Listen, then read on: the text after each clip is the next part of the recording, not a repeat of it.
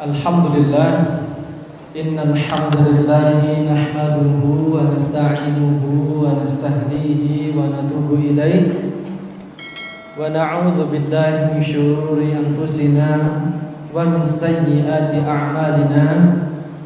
Man yahdihillahu fala mudilla lahu wa man yudlil fala hadiya lahu. Nashhadu an la ilaha illallah wa nashhadu anna Muhammadan 'abduhu wa rasuluhu la nabiyya wa la rasula ba'da. Qala Allah ta'ala fil Qur'anil Karim, a'udzu billahi minasy syaithanir rajim. Ya ayyuhalladzina amanu ittaqullaha haqqa tuqatih wa la tamutunna illa wa antum muslimun. Wa qala Rasulullah sallallahu alaihi wa ala alihi wa ashabihi wasallam, khairukum man ta'allama al-Qur'ana wa 'allama. Amma ba'd. Sidang jemaah salat maghrib dan isya, a'azani Allah wa iyyakum. Semoga Allah Subhanahu wa taala memuliakan kita semuanya. Amin ya rabbal alamin. Alhamdulillah, kita haturkan puji syukur kehadiran Allah Subhanahu wa taala yang kasih kita umur, yang kasih kita kesempatan untuk tetap hidup beribadah kepada Allah Subhanahu wa taala. Allah kasih kesempatan kita hidup, jantung untuk tetap berdetak, nadi untuk tetap berdenyut, paru-paru masih bisa bernafas, dan semua itu dalam rangka diuji oleh Allah Subhanahu wa taala. Semoga setiap detik daripada kegiatan kita, setiap langkah yang kita langkahkan berbuah pahala di sisi Allah Subhanahu wa taala. Amin ya rabbal alamin. Yang kedua, salawat serta salam senantiasa tersanjung kepada baginda Nabi besar Muhammad sallallahu alaihi wasallam, yang mengucapkan Allahumma salli wa sallim wa barik ala nabiyina wa habibina Al-Mustafa Al-Akhyar Muhammad sallallahu alaihi wasallam. Semoga kelak kita termasuk umat Rasulullah sallallahu alaihi wasallam yang dinanti dan dapat minum dari haud, dari telaga Al-Kautsar, yang tidak seorang pun mampu mendekati telaga tersebut kecuali betul-betul dia cinta kepada Rasulullah dan Allah Subhanahu wa taala, kecuali betul-betul dia beribadah melalui tuntunan dari Rasulullah sallallahu alaihi wasallam. Semoga kita termasuk orang yang mampu minum dari telaga tersebut. Amin ya rabbal alamin. Bapak Ibu, abang-abang sekalian yang dimuliakan Allah Subhanahu wa taala, pada malam hari ini tema kita apa, Pak? Ada yang tahu? Khalid bin Walid, ya. Khalid bin Walid, sang pedang Allah Subhanahu wa taala yang terhunus, atau pedang Allah yang tak terkalahkan. Kita akan bercerita tentang sesosok manusia yang apabila genderang perang diumumkan baginya, maka undangan peperangan tersebut sama baginya dengan nikmat diundang makan gratis. Sama nikmatnya dengan dia diajak undangan pergi ke pesta walimahan pernikahan. Kita akan bercerita tentang sesosok manusia yang umurnya habis semuanya berada dalam pedang, tombak, dalam kancah peperangan, puluhan sampai ratusan kali yang dia lalui. Kita akan berbicara tentang seseorang yang seluruh waktu dan hidupnya dia hibahkan untuk mengejar kematian paling mulia bagi seorang muslim, yaitu mati syahid di jalan Allah Subhanahu wa taala. Dialah Khalid ibnu Walid ibnu Mughirah al-Makhzumi. Nama beliau adalah Khalid, ayahnya adalah Walid bin Mughirah. Walid bin Mughirah adalah seorang pimpinan Quraisy terpandang. Dia mendapat salah satu dari 7 kemuliaan kota Makkah, yaitu mendapat kemuliaan menjaga kendaraan-kendaraan perang. Apa kendaraan perang, Pak, saat itu? Kuda, betul. Kuda apa enggak? Kuda, unta, itu yang memegang klan atau suku pecahan Quraisy namanya Makhzum. Bani Makhzum ditugasi untuk menjaga kendaraan peperangan dan persenjataan. Jadi kendaraan perang, persenjataan yang memegang adalah Bani Makhzum. Selain daripada itu, Walid bin Mughirah adalah seorang yang sangat pemurah walaupun dia kafir. Dia orang yang sangat pemurah. setiap orang yang berhaji, haji ini adalah satu ibadah yang dilakukan sebelum Rasulullah, dari semenjak Nabi Ibrahim alaihissalam sampai ke Nabi Muhammad sallallahu alaihi wasallam. Maka setiap yang memberikan makan untuk diwukuf, untuk di Mina, itu adalah Walid bin Mughirah. Ketika setelah wukuf di Arafah, di Mina, itu yang memberi makan Walid bin Mughirah. Setiap orang yang melaksanakan ibadah haji di zaman tersebut, orangnya sangat mulia, terpandang, orang yang kalau berbicara hampir semua kepala suku Quraisy mendengarkan perkataannya. Tidak ada seorang yang berani untuk mengganti, menggeser satu batu pun di Ka'bah, melainkan Walid bin Mughirah. Sambil dia mengganti beberapa hal, misalnya Hijr Ismail. Hijr Ismail itu beberapa kali diganti oleh para khalifah. Hijr Ismail itu bersatu dengan kubus Ka'bah. Beberapa khalifah menghilangkan, karena dulu memang hilang. Beberapa kejadian runtuh, kemudian dibangun, kemudian dihilangkan lagi. Sampai beberapa khalifah mengatakan, saya tidak akan mengganti agar Ka'bah tidak menjadi permainan para khalifah setelahnya. Maka di zaman Rasulullah SAW, sebelum para khalifah menjadi pimpinan, yang hanya berani mengganti posisi bebatuan yang ada di Ka'bah itu adalah Walid bin Mughirah. Dia mengatakan kepada Ka'bah, wahai Tuhan Ka'bah, wahai Rabbul Ka'bah, tolong jangan marahi aku memperbaiki rumahmu agar terlihat menjadi lebih baik lagi. Jadi dia ngomong kayak gitu. Kenapa? Semua pimpinan Quraisy gak berani mengganti. Nah, dialah ayah dari Khalid bin Walid. Khalid bin Walid ini ayah Walid bin Mughirah, seorang yang terpandang di antara semua suku Quraisy, yang terpandangnya dibanding dengan Umar bin Khattab, dibanding dengan Rasulullah SAW. Bahkan Rasulullah sudah tahu di dalam hati Walid bin Mughirah yang paling dalam, dia sangat mengakui Al-Quran adalah satu hal yang otentik datang dari Allah Subhanahu wa taala. Khalid bin Walid kemudian lahir pada tahun 585 Masehi, atau sekitar 17 tahun setelah masa Islam itu terbangun. Sebelum Islam itu hijrah ya, terbangun maksudnya di kota Madinah.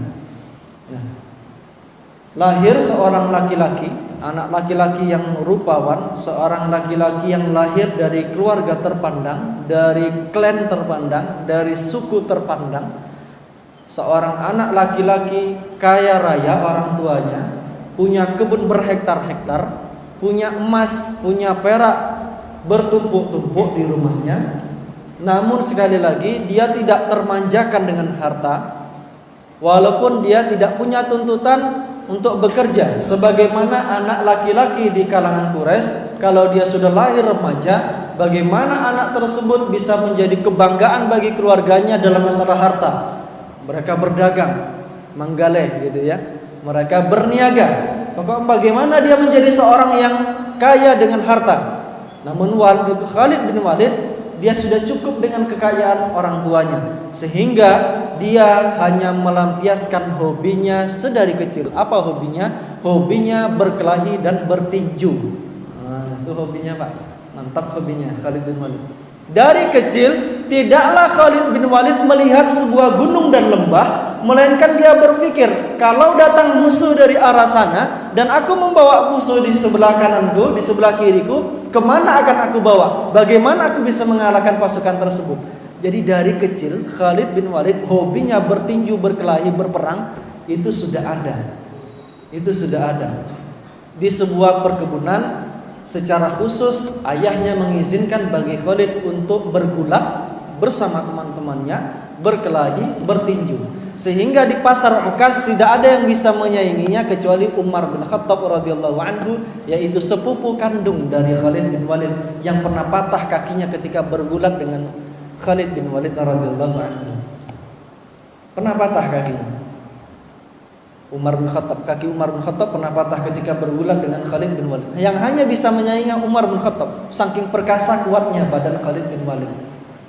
Hari demi hari berlangsung, dia menjadi seorang pemuda yang cerdas, seorang pemuda yang mampu memikirkan strategi, seorang pemuda yang tangkas dalam memanah, seorang pemuda yang tangkas dalam bertombak dan menggunakan pedang, apalagi untuk menunggang kuda, itu sangat luar biasa bagi kehidupan Khalid bin Walid. Berkuda, memikirkan strategi perang itu sedari dia kecil sudah berpikir seperti itu. Dalam sebuah riwayat, tidaklah aku lihat, katanya, lembah gunung, kalau aku melihat ke sana pasti aku pikir di sana ada pasukan, sana ada pasukan. Gimana pasukan aku ini selamat? Luar biasa enggak? Luar biasa. Bakat itu ternyata bisa dilihat dari kecil seorang anak, seorang pemuda. Hari demi hari berlangsung. Sampailah Nabi besar Muhammad SAW beliau berumur 40 tahun mengumumkan bahwa beliau adalah seorang nabi dan rasul. Walid bin Mughirah ditentang oleh Nabi Muhammad karena saat itu yang diagungkan orang pada hobi menyembah berhala yang diciptakan oleh manusia. Maka termasuk orang yang menentang dakwah tersebut adalah Khalid bin Walid, yang dia hanya mendapat informasi sepihak bahwa Muhammad mengganti agama nenek moyang, padahal Muhammad membawa agama nenek moyang. Benar apa tidak? Pernah saya khutbah Jumat di sini, tolong jangan katakan ada agama selain agama Islam, karena semua agama dari Nabi Adam alaihissalam, kemudian ke Nuh alaihissalam, sampai kepada Nabi Musa alaihissalam, Nabi Syuaib alaihissalam, Nabi Zakaria alaihissalam, Nabi Yahya alaihissalam, Nabi Isa alaihissalam, Nabi Muhammad sallallahu alaihi wasallam, semuanya membawa satu risalah, mengatakan kalimat la ilaha illallah. Nah, Nabi Muhammad dikatakan dari informasi sepihak bahwa dia membawa agama baru, mengganti agama nenek moyang, padahal yang dibawa adalah sama sebagaimana yang dibawa oleh Isa bin Maryam, yang dibawa oleh Nabi Musa alaihissalam, yang dibawa oleh Nabi Ibrahim alaihissalam, sama dengan agama-agama tersebut. Maka itu termakan oleh Khalid muda. Dia ditugasi untuk memegang semua pasukan-pasukan, panglima perang. Maka apa kata Rasulullah? Khiyarukum fil jahiliyah, khiyarukum fil Islam. Orang yang terbaik di antara kalian di jahiliyah, dia akan terbaik juga di dalam Islam. Kalau orang dia lagi bejat-bejatnya dia di kalangan orang jahiliyah, sebelum dia hijrah, sebelum dia berjenggot, sebelum dia cingkrang, insya Allah ketika dia sudah memelihara jenggot, sudah mengikuti sunnah-sunnah, dia termasuk orang yang berani membawa agama Islam ini secara terang-terangan. Nah, itu sudah ada di zaman Nabi besar Muhammad SAW. Khalid bin Walid termakan informasi sepihak, dia ikut panas. Maka ketika perang Badar, di situ yang amat dia sesalkan karena dia berhalangan dengan suatu alasan. Di perang Uhud berkobar-kobar kemarahan tersebut. Tahun 3 Hijriah terkumpullah sekitar tidak kurang daripada 3.000 pasukan sampai 10.000 pasukan melawan 1.000 pasukan. Maaf, 3.000 pasukan. Yang 10.000 itu perang Ahzab. 3.000 pasukan melawan 1.000 kaum muslimin. Itu pun 300 pulang karena dihasut oleh Abdullah bin Ubay bin Salul, Ra'isul Munafikin, kepala dari orang-orang munafik. 300 pulang. 700 yang ikut berperang. 700 lawan 3.000 pasukan. Mungkin dapat menang. Menurut kalkulator manusia itu tidak mungkin menang. Tapi menurut Allah Subhanahu wa taala itu bisa menang. Manakala syarat itu bisa dipenuhi. Maka Rasulullah SAW membawa 700 pasukan yang tersisa, memerintahkan 50 orang di bawah Abdullah bin Jubair, pasukan pemanah di Jabal Rumat untuk berjaga-jaga. Karena ada satu celah, Gunung Uhud, satu celah. Di sini pasukan kaum muslimin, di sini 3.000 pasukan kaum Quraisy. Di sini ada satu celah bisa mengepung kaum muslimin dari dua arah. Rasulullah paham tentang kejadian tersebut sehingga memerintahkan 50 orang pemanah untuk berjaga-jaga dari atas apabila ada yang mencoba mendekat dipanah. Dan ternyata itu berhasil. Manakala kemenangan kaum muslimin sudah tampak di hadapan manusia, harta-harta ghanimah ditinggalkan oleh kaum Quraisy, perintah Rasulullah dilanggar.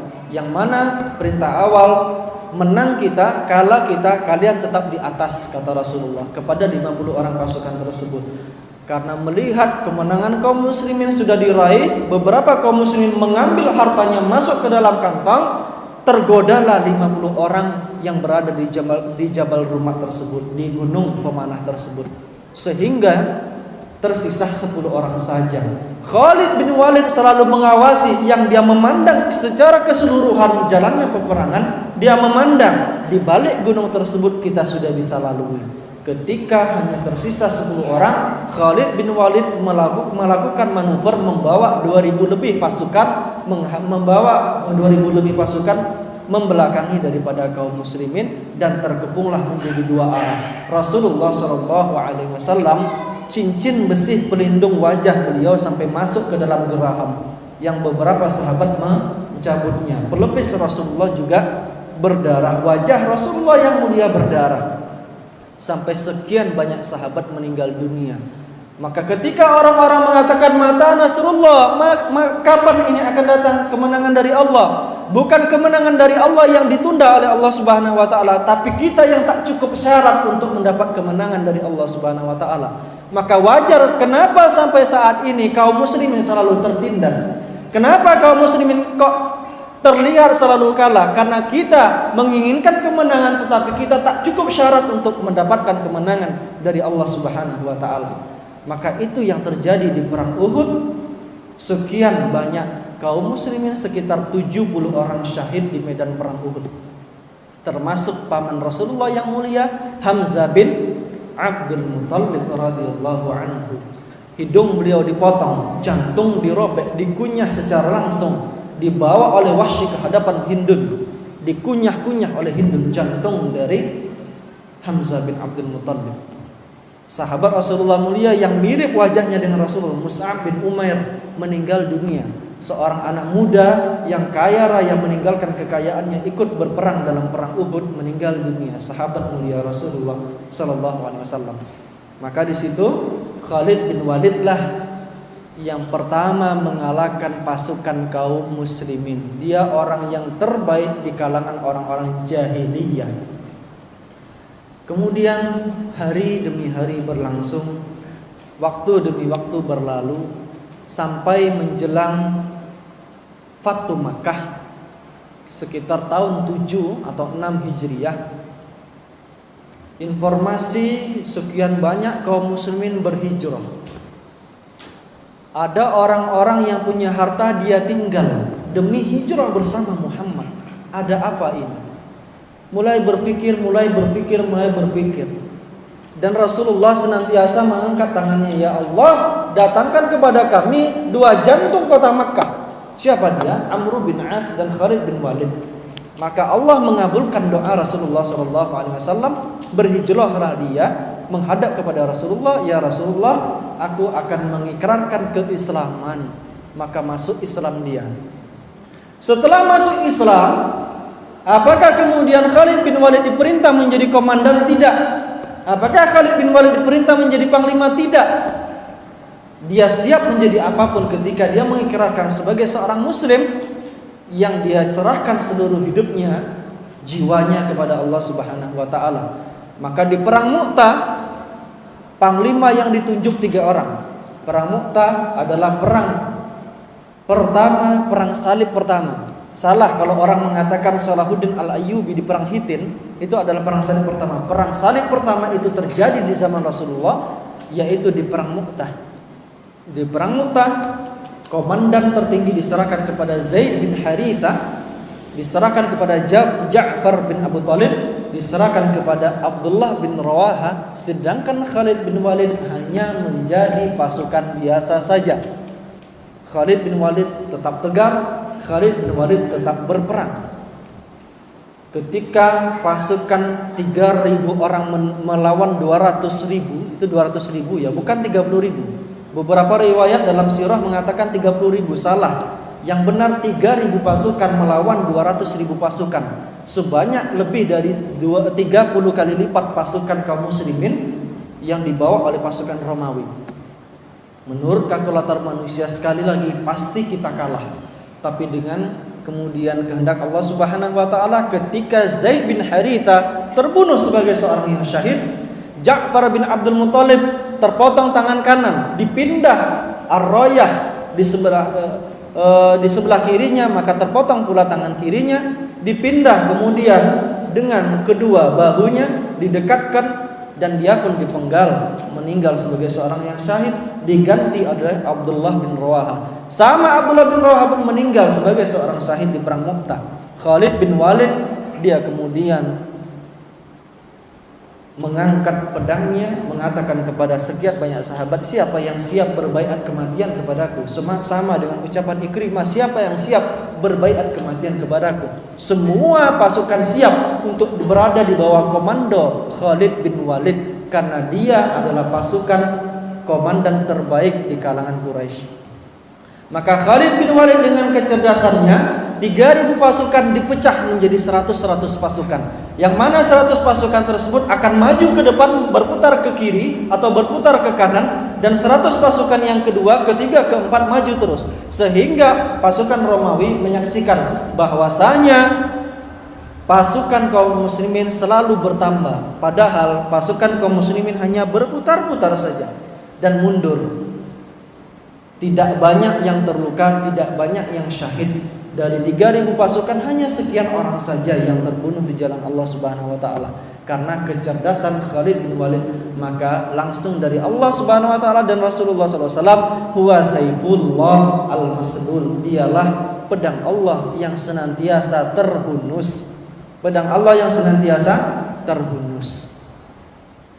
Maka kemudian sepeninggal Rasulullah SAW di zaman Abu Bakar As-Siddiq terjadi perang Riddah, perang menghadapi kaum murtad, yang mana Rasulullah SAW meninggal dunia. Beberapa kaum muslimin goyah keimanannya, menyatakan bahwasanya mereka tidak mau bayar zakat. Abu Bakar As-Siddiq mengumumkan perang kepada orang-orang yang tidak mau membayar zakat, maka diutus pasukan Khalid bin Walid ke beberapa perbatasan, sebagian masuk Islam, sebagian diperangi. Begitu pula ketika Islam sudah tersebar di masa Abu Bakar As-Siddiq sampai ke perbatasan daerah Syria, di daerah Mesopotamia, di Irak, maka kemudian Khalid bin Walid diutus untuk menghadapi beberapa pasukan Persia dan Romawi. Setiap kali pasukan Khalid diutus, setiap kali itu pula kemenangan diraih oleh Khalid bin Walid. Tidak ada peperangan yang dilalui oleh Khalid bin Walid melainkan itu menang. Ketika Romawi berhadapan, pasukan Romawi dengan Khalid bin Walid, yang mana pasukan Romawi dengan pongah membawa sekian ratus kuda dan sekian ratus gajah, dia mengatakan kita pasti menang, kata Hurmuzan, panglima perang dari pasukan Romawi. Tetapi Khalid bin Walid telah membawa pasukan yang dia hidup untuk kematian, maka tidak ada yang bisa melawan daripada kaum muslimin. Tidak sebagaimana orang-orang salib, mereka berperang demi harta, mereka berperang demi gaji, mereka berperang demi naik pangkat. Pasukan kaum muslimin berperang demi mencari mati syahid. Gila nggak tuh? Kaum muslimin itu berperang cari mati, emang kok? Bukan dia mau cari hidup, berperang cari mati. Maka ada satu istilah, hiduplah engkau untuk mati, maka engkau akan hidup. Karena kita berjuang betul-betul untuk kematian yang paling mutlak, kehidupan yang paling mutlak setelahnya. Maka di situ pasukan Khalid bin Walid setelah perang tanding, dia sparring, dia yang memenangkan, dia yang membawa kuda dengan kencang, menyabut ke kiri dan ke kanan. Beberapa pasukan mayat bergelimpangan di kanan dan di kiri. Disitulah pasukan Romawi langsung bergetar. Beberapa orang yang dilalui oleh Khalid bin Walid tertahan. Sekian banyak orang-orang tersebut tawanan, diberikan harta, diberikan tanah agar mereka bisa bercocok tanam tanpa dipaksa untuk masuk dalam Islam. Karena Khalid tahu betul pesan Rasulullah bahwa asra, orang yang ditawan harus diperlakukan dengan baik. Maka dikasih makan, dikasih minum, dikasih pakaian. Pasukan Romawi yang tadinya banyak menjadi berkurang, mengikuti pasukan Khalid bin Walid, berada di bawah bendera kalimat la ilaha illallah.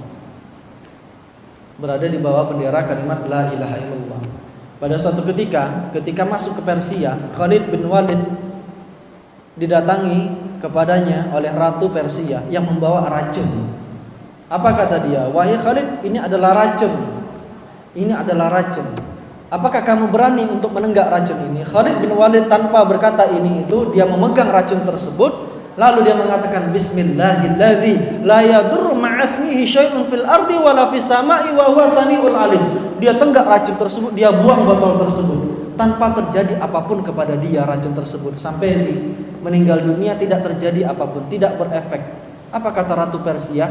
Kalau semua jenderal Islam, kalau semua panglima Islam seperti engkau, maka tidak ada di dunia ini yang mampu menyaingi pasukan kaum muslimin. Masya Allah, tabarakallah. Diminum sama dia.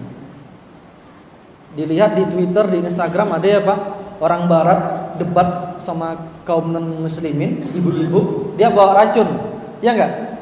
Langsung diminum sama bapak-bapak itu. Seorang dai yang ada di Eropa Barat, dia debat dengan non muslim, dia mengatakan kalau betul bahwa Al-Quran itu adalah penyembuh, ini racun, tolong minum. Tanpa dia mengatakan sebagaimana Khalid bin Walid, dia ambil, dia tenggak racun tersebut tanpa terjadi apapun kepada dia. Masya Allah, tabarakallah. Itu karomah dari seorang sahabat. Kita jangan coba-coba Pak, ya. Belum tentu Pak. Kita bukan Saifullah al-Maslul, bukan pedang Allah yang terhunus. Minum racun tikus 2 sendok aja, berbusa mulut. Nah, terus berlalu sampai di perang Yarmuk. Di perang Yarmuk itu Khalid bin Walid mendapatkan kemenangan. Kaum muslimin menyaksikan kemenangan yang dibawa oleh Khalid bin Walid. Umar bin Khattab yang menjadi khalifah ketiga membawa Khalid bin Walid begitu tahu bahwa Khalid bin Walid ini bahaya, ini kultus, ini dewa, ini semua kaum muslim mendewakan. Perang, yuk kita dibawa Khalid bin Walid pasti menang. Coba syirik apa enggak? Bisa jadi jatuh syirik. Maka Khalid bin Walid kemudian dicopot menjadi panglima perang oleh kebijaksanaan Umar bin Khattab. Apakah Khalid bin Walid kemudian menyerah? Tidak. Ketika ditanya, wahai Khalid, kenapa engkau masih berperang padahal engkau dicopot? Aku bukan berperang demi Umar, aku berperang demi Allah dan Rasulnya. Maka dia tetap berperang sampai di saat-saat ketika dia diranjang menjelang kematiannya di kota Homs yang ada di Damaskus. Maka beliau berada di atas ranjang, beberapa sahabat mengelilinginya. Dia berkata kepada Qais bin Sa'ad, sahabat daripada Khalid bin Walid, ya Qais, coba buka lengan tangan dan lengan kakiku. Apa yang terdapat di situ? Tidak ada 3 jari, 2 jari daripada tubuh Khalid bin Walid kecuali 3 bekas. Bekas panah, bekas tombak, bekas pedang. Dari ujung kepala sampai ujung kaki. Semuanya bekas. Tapi aku tak mati-mati sebagai seorang yang syahid. Dia nangis. Setiap kaum muslimin memburu kematian yang paling mulia tersebut. Abu Bakar As-Siddiq dia memburu kematian, bagaimana dia bisa menjadi seorang yang syahid. Umar bin Khattab mati sebagai seorang yang syahid. Dia berdoa. Semua orang mengatakan tidak mungkin ya Umar. Madinah ini adalah kota yang sangat terjaga keharamannya. Tidak mungkin engkau menjadi seorang yang syahid di kota Madinah. Dia doa kepada Allah. Umar bin Khattab, ya Allah, matikan aku sebagai seorang yang syahid di kota Madinah. Maka dia meninggal sebagai seorang syahid, ditusuk oleh Abu Du'lu'a al-Majusi. Utsman bin Affan terbunuh sebagai seorang syahid, dipenggal lehernya, ditusuk dari tombak dari leher belakang sehingga tertembus ketika dia sedang membaca Al-Quran. Dan di kalimat fasayakfikahumullah, sungguh cukup bagimu Utsman ketika engkau telah beriman dan mendapat daripada petunjuk dari Allah Subhanahu wa taala, meninggal sebagai seorang yang syahid, disebut sebagai syahidul Quran. Ali bin Abi Thalib juga meninggal sebagai seorang yang syahid, dibunuh oleh Abdurrahman bin Muljam. Hasan bin Husain terbunuh sebagai seorang yang syahid, kepalanya diarak oleh orang-orang Khawarij ke setiap kota sampai Yazid kemudian dihadapkan kepala Husain radhiyallahu anhu, terjulur lidahnya, ditusuk-tusuk. Maka setiap orang yang menyaksikan itu, celaka wahai engkau wahai Yazid. Lidah inilah yang senantiasa berucap dengan Rasulullah sallallahu alaihi wasallam, innal Hasan wal Husain syababin ahlul jannah. Mereka adalah sayyida sababi ahlul jannah. Mereka keduanya adalah pemimpin pemuda ahlul jannah. Mereka meninggal sebagai seorang yang syahid, mereka berburu sebagai seorang yang syahid. Menangis Khalid bin Walid saat itu. Bagaimana aku yang disebut sebagai seorang panglima kok tak mati-mati? Tapi Qais bin Sa'ad berkata dengan kalimat yang amat mengerti sabda Rasulullah SAW. Wahai Khalid, engkau dijuluki Saifullah al-Maslul. Tahukah engkau maksud daripada sabda Rasulullah tersebut? Bahwasanya engkau adalah pedang Allah yang terhunus, pedang Allah yang tidak terpatahkan. Bagaimana mungkin kalau pasukan Romawi dan Persia mengalahkanmu sehingga orang-orang mengatakan pedang Allah telah kami patahkan. Yang hanya mampu mematahkan pedang Allah dialah Allah Rabbul Izzah Jalla Jalaluhu. Hanya Allah Subhanahu wa taala yang mampu mematahkan pedang tersebut di atas ranjangnya.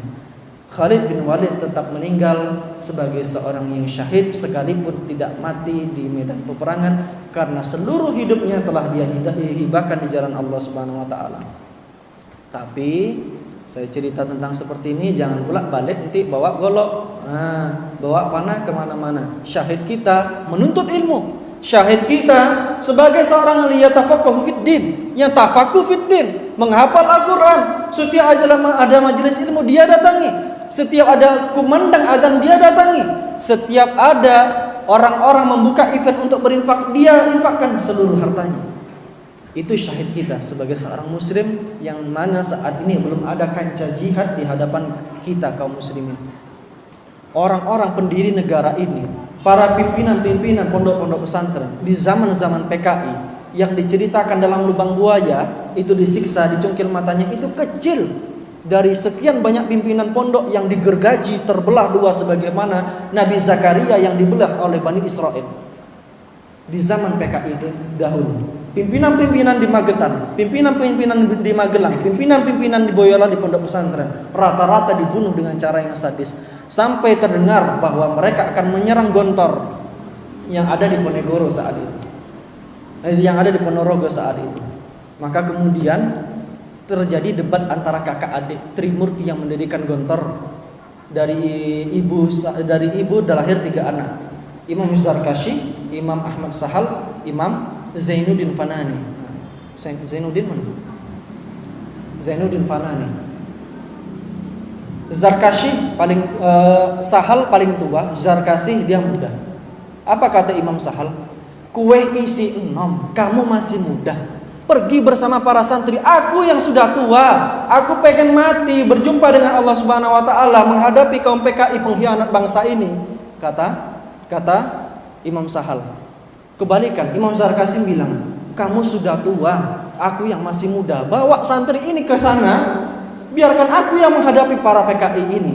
Aku masih muda, masih kuat menghadapi mereka. Akhirnya perdebatan yang disaksikan oleh para santri tersebut menjadikan santri-santri paham bahwa perjuangan mereka adalah meraih ridha Allah Subhanahu wa taala. Mereka lah pimpinan gontor-gontor yang ada di seluruh Indonesia saat ini. Murid dari Imam Zarkasi, Sahal dan Zainuddin Fanani. Berdebat mereka, ingin terbunuh masing-masing. Masya Allah, tabarakallah. Ada nggak yang seperti itu, Pak? Mungkin kalau kita, aku yang pergi aja lah Pak santri ya. Abang aja lah yang tinggal sini, abang lah tua gitu kan. Itu enggak. Kamu masih muda, kamu yang pergi sama santri, aku udah tua biar aku mati.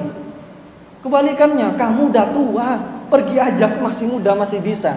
Akhirnya santri memutuskan kedua kakak adik ini pendiri Gontor diselamatkan oleh para santri. Hanya santri yang berhadapan dengan para PKI.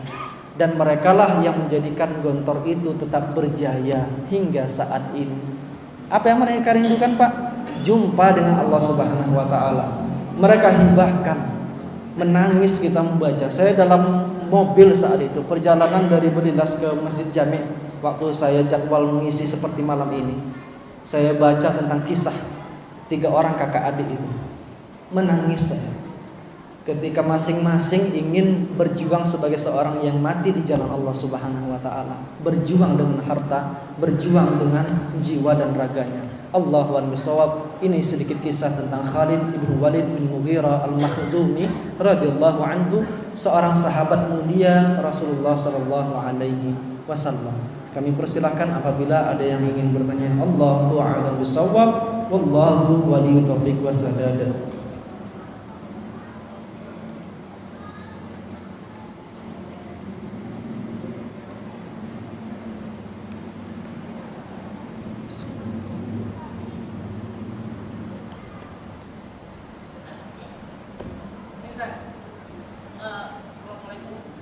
Waalaikumsalam. Waalaikumsalam. Di zaman sekarang ini kan fitnah luar biasa, Ustaz. Iya. Apakah para pejuang-pejuang Islam tidak bisa dikategorikan syahid sekarang ini sampai berjuang di Indonesia, Ustaz? Baik. Perjuangan itu saat ini luas. Di zaman Rasulullah, ketika perang itu masih dengan senjata yang manual, bukan senjata otomatis, apalagi dengan pesawat terbang, itu terjadi battle. Dalam satu ranah gelanggang peperangan mereka berhadap-hadapan. Itu perang. Ya, itu perang. Namun saat ini kaum muslimin di Palestina tersiksa. Kaum muslimin di Burma, Rohingya tersiksa. Kaum muslimin di Bangladesh mereka tersiksa. Kaum muslimin di beberapa negara, dimanapun kaum muslimin, kalau dia minoritas pasti tersiksa. Di Xinjiang, Turkistan Timur, mereka tersiksa. Yang ikut berperang bukan hanya dengan jiwa mereka, tetapi juga dengan harta. Maka setiap mereka yang berjuang dengan harta dan betul-betul menghibahkan seluruh hidupnya, merindukan mati syahid, insya Allah terhitung sebagai seorang syuhada di hadapan Allah Subhanahu Wa Taala. Setiap mereka yang meliput berita-berita yang betul, karena setiap berita yang betul itu lebih bisa menyelamatkan pikiran kaum muslimin untuk bisa berpartisipasi. Karena sekarang gencar, Pak, dikatakan Palestina itu tidak sedang berperang, mereka antar suku saja. Di Syria itu antar suku saja. Subhanallah. Di Yaman Utara itu antar suku saja. Tidak.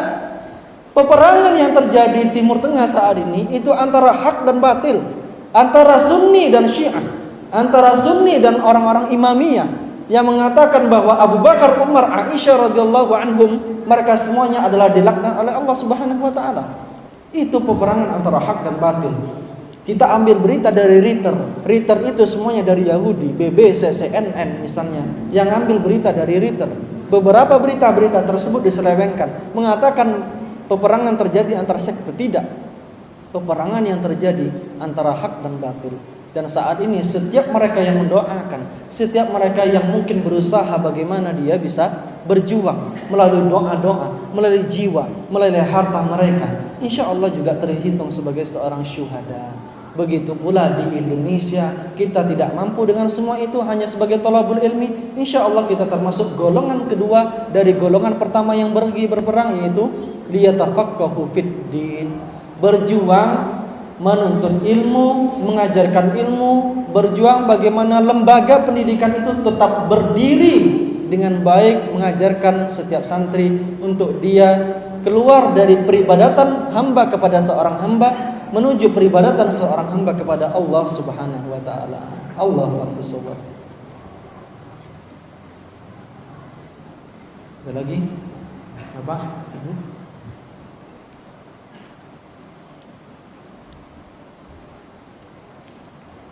Pak Zaidi mau tanya? Pak Ziromi?